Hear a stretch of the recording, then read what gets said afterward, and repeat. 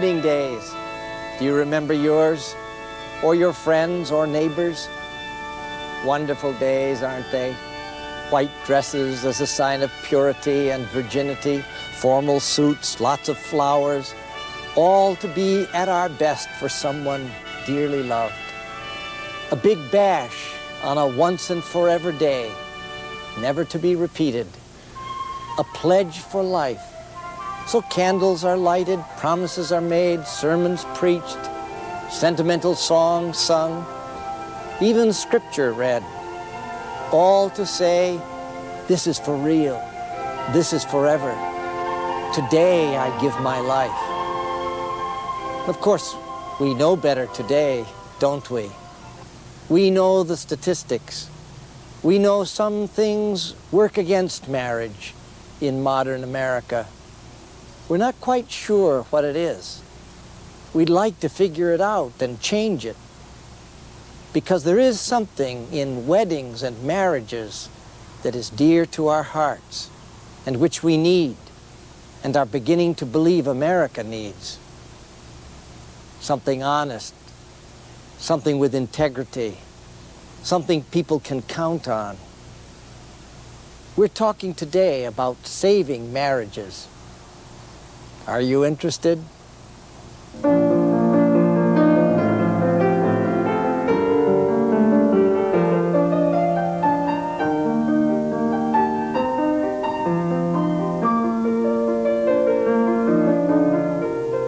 We ask you to join us on a journey of challenges, a journey of faith, a journey of discovery, and of life. Join Dr. Arthur Rauner and the people of Colonial Church as they confront the issues that shape our lives. Join us along the way.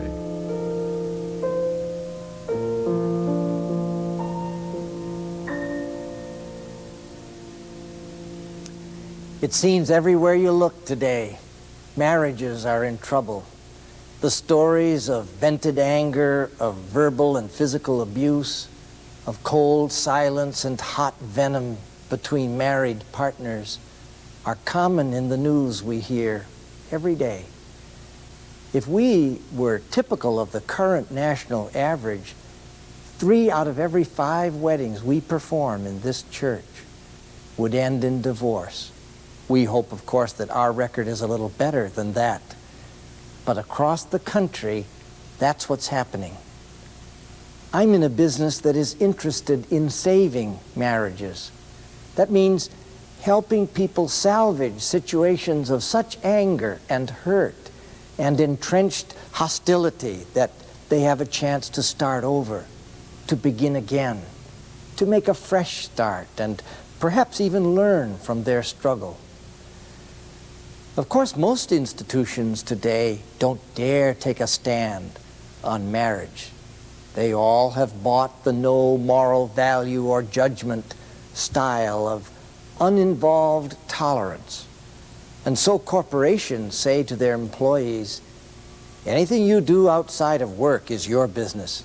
We can't officially care whether your marriage is happy or you're fooling around on the side. Just keep your nose clean and do your work here. That's our only concern. But as a country, we're beginning to wonder if that works. We're beginning to think political candidates and Wall Street brokers and televangelists and National Security Council officers had better be honest in personal as well as public ways. We've begun to do some rethinking about morality and ethics and about institutions, including wonderful, important institutions like marriage. Marriage, after all, is more popular than ever. Everybody wants to be married. There may be more adult single people than ever before, but people want to be loved.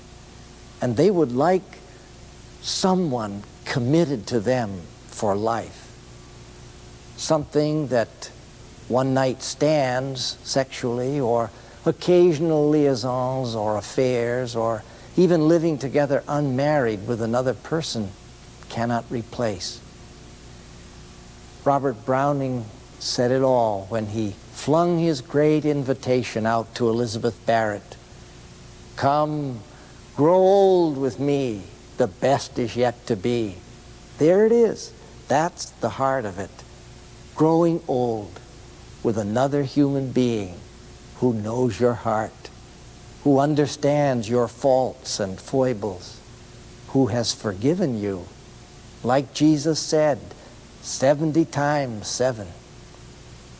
There is a relationship everyone wants, and it is one so many are losing. It seems so hard to create and maintain.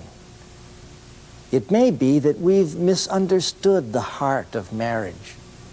Maybe we've thought it was all about love when it is really about commitment, about promises, about standing by, about forever. Maybe the sexual revolution has betrayed us by subtly and irrevocably changing the meaning of that beautiful act of sexual intercourse for which we all long. We've told ourselves it was just for pleasure and belongs to everybody, or that sometimes it was about love. We forgot that the Bible told us long ago that it was really about commitment. By using it just for pleasure or for love, we've taken it away from marriage, where it was meant to be the heart and center and sign of what that relationship is all about. So we've set marriage up for disaster. We've stolen away its most powerful symbol, its one unique center. We gave it away to Playboy and to hedonism and to modern liberation of every kind. We wanted it later for marriage, but then it was gone. And divorce and all the pain it so often brings has come in its place. If we could understand all this, we might go far to save that wonderful institution of marriage. I'd like to offer a few ideas about that when we come back in just a few minutes.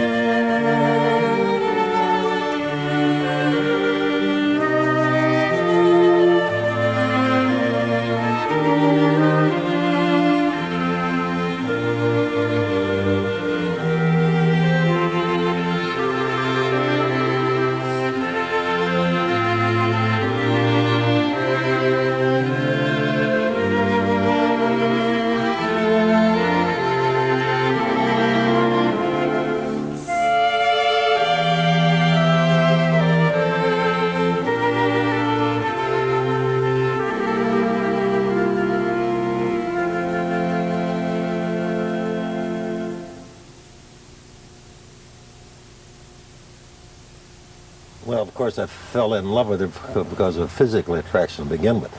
Then there was an inner strength and joy and sunshine and freshness that was always there and still is.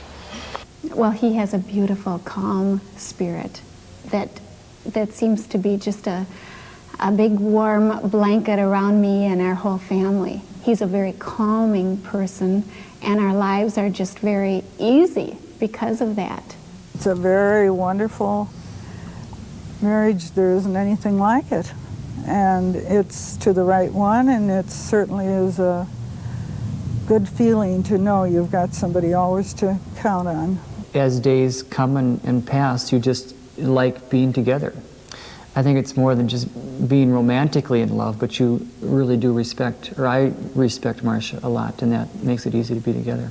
Love seems to encompass so many things. It's promises and commitment and just being there. And when she needs you, you just back her up. It is such a help in living, and with Jesus' support, God's support. I mean, it would be very difficult for me today to raise a family and not have the commitment we have. But as far as what can make a marriage, I think it's commitment. In other words, not being selfish about wanting your own desires to take precedence over the desires or hopes of someone that you're living with. You can't destroy, I don't know how you can destroy that. I think that what you have to do is constantly look at the big picture. If you constantly look at these little things, you go, well, this isn't life. You know, the big picture is that we're together and we're going in the same direction, and these things really don't matter. That, I think Jesus said you got to forgive 70 times 7. That's only 490 times. In a lifetime, you're forgiving more than that. Thinking about our married life together, I get the most excited when I think about the future. I think it's going to be great to grow old together. Lots of times we do mention this is what we're going to do when the kids are gone, and I think it's fun to sort of have a vision. The thought of growing old together is just beautiful. There's no adjustments have to be made. You just keep living and helping each other. If things got, he'd be there to help, I'd be there to help. The other thing I would say is to keep things in priority and not get out of balance in life, where your job becomes so much more important than your family or your faith, or your family becomes more important with your job. I think probably the biggest challenge that I have is to keep my life in balance so that I'm physically, mentally, and spiritually kind of in balance. As we look back on 16 years, there are really key times that we can key in that have been just precious memories for us. And those things don't always just happen. You have to make those things happen. Marriage has been good for us, and not easy, but certainly worked well, because decisions we made, or the status we're in right now, is a result of decisions we've made that have been made together. We've just shared so much together that it's just our whole history, and it's real precious to think about.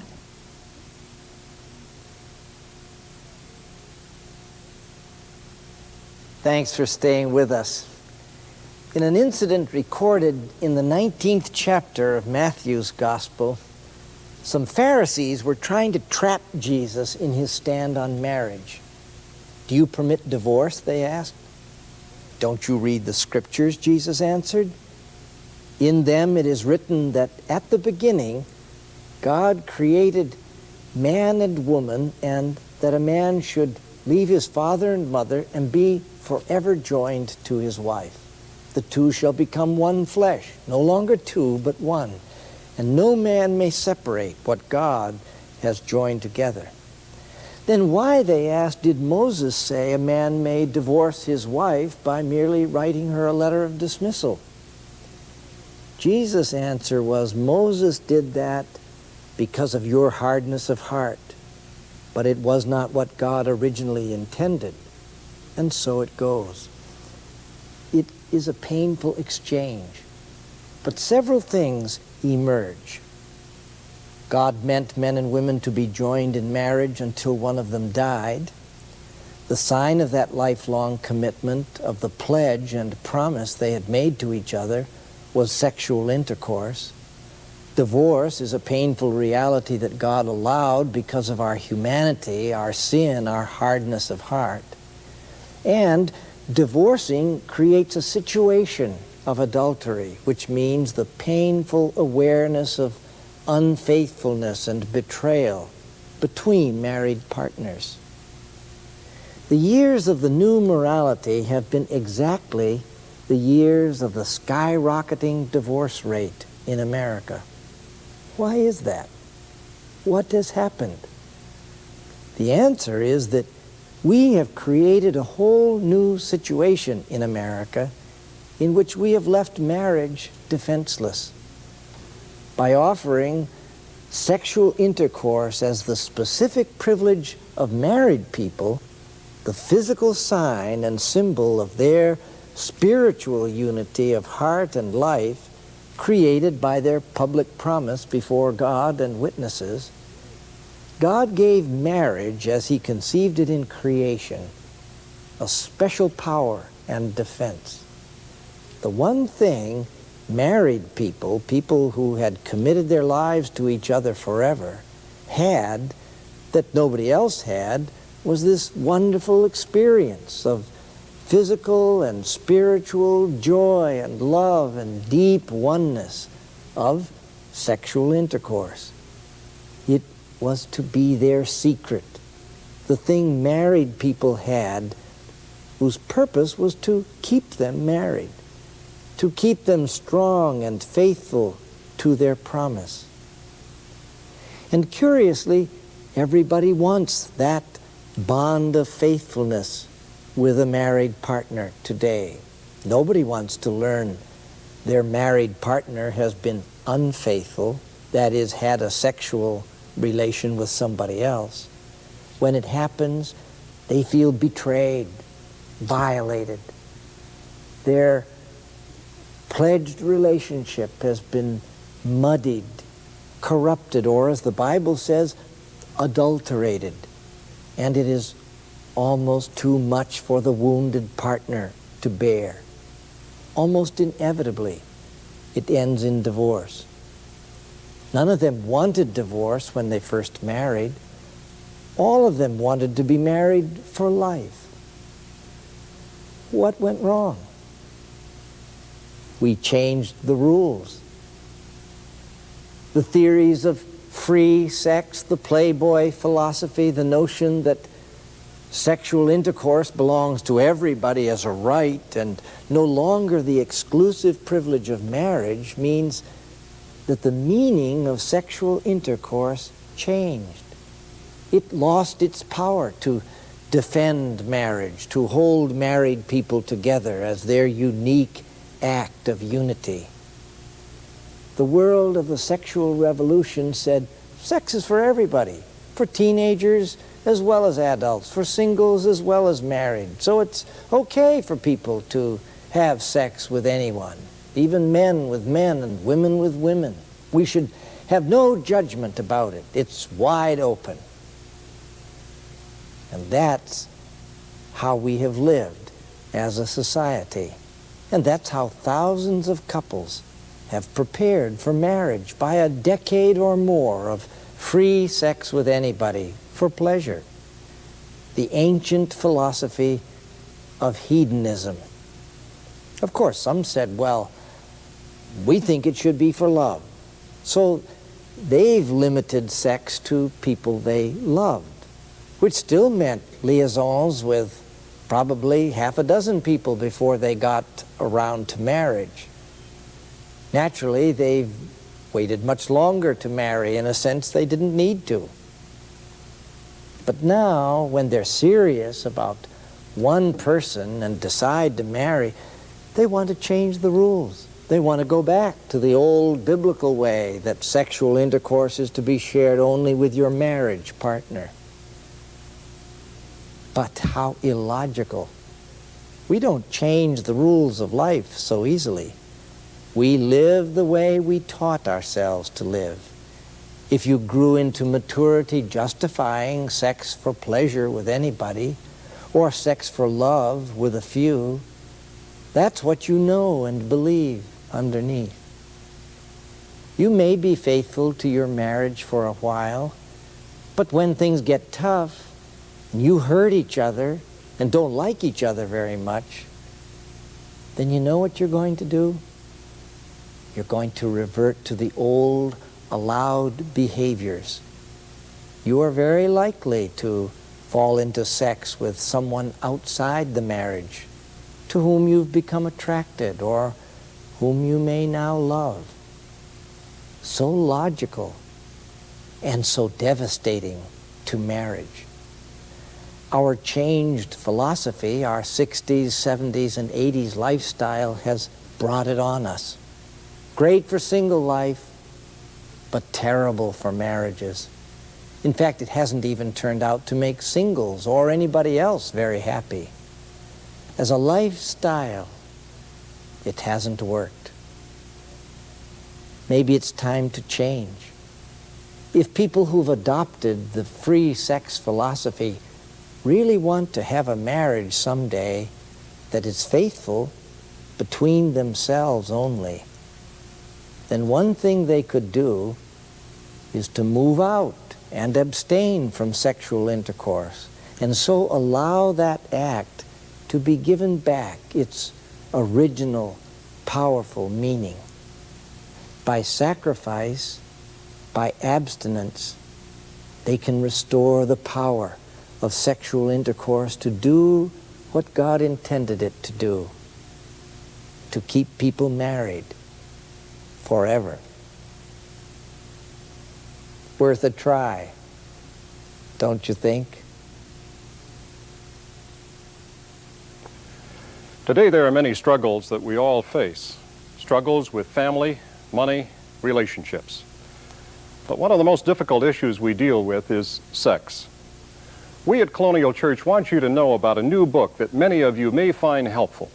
It offers you a perspective that can change your life. The book is titled Struggling with Sex by Dr. Arthur Rauner. In it, our minister of 25 years, known for his emphasis on personal faith, counseling, and sensitivity, gives attention to subjects such as a reason for waiting, the bottom line in sex, marriage, and growing old together.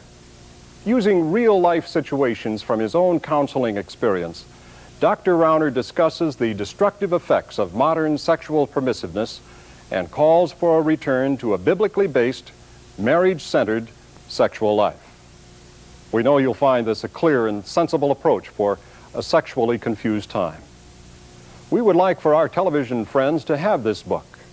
You may receive information on its availability by calling us at Colonial Church, area code 612-925-2711, or by writing us at 6200 Colonial Way, Edina, Minnesota 55436.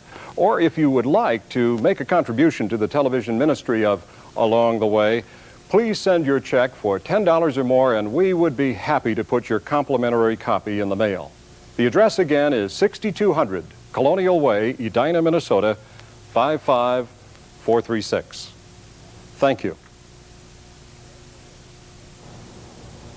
Well, that's a heavy subject, kind of painful. But we have a huge investment as a society, haven't we?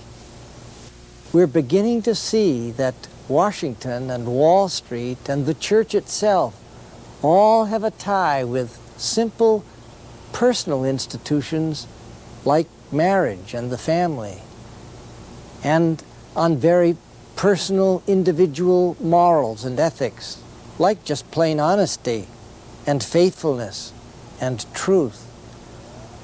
Democracy cannot survive if people do not tell the truth.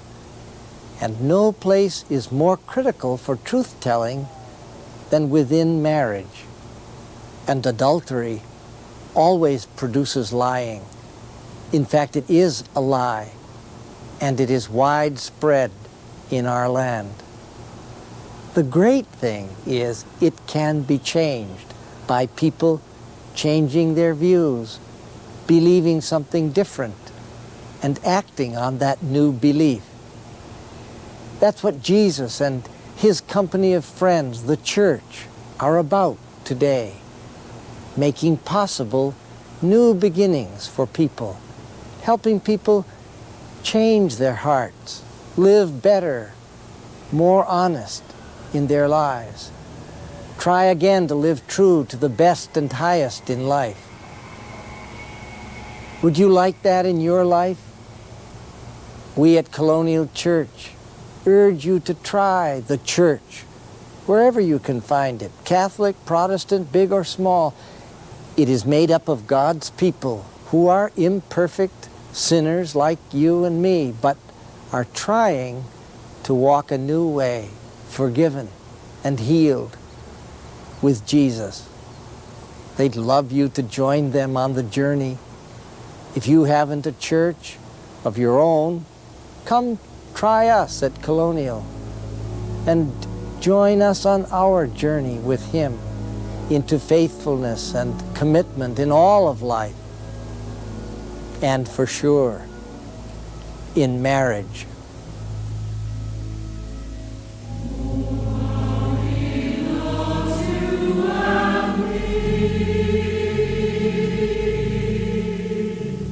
Thank you for joining us along the way.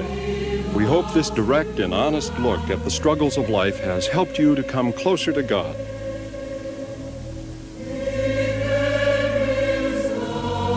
Our commitment is to care for and support others who may be struggling just the way Christ supports us.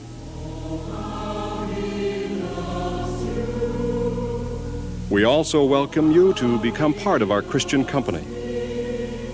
If you have a hurt you can't handle or a situation you can't control and need to talk with someone who cares, there are Colonial people who want to help you.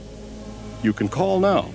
The number is 925-2711.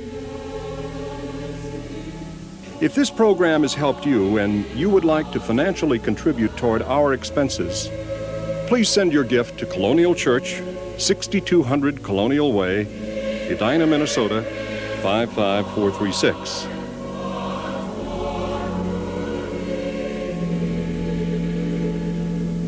Be sure to join us next week when Dr. Rauner continues his series on the struggles of life. On behalf of Dr. Rauner, the staff, the members, and friends of Colonial Church, we thank you for joining us along the way. The Lord bless you and keep you through Jesus Christ, the Lord of love.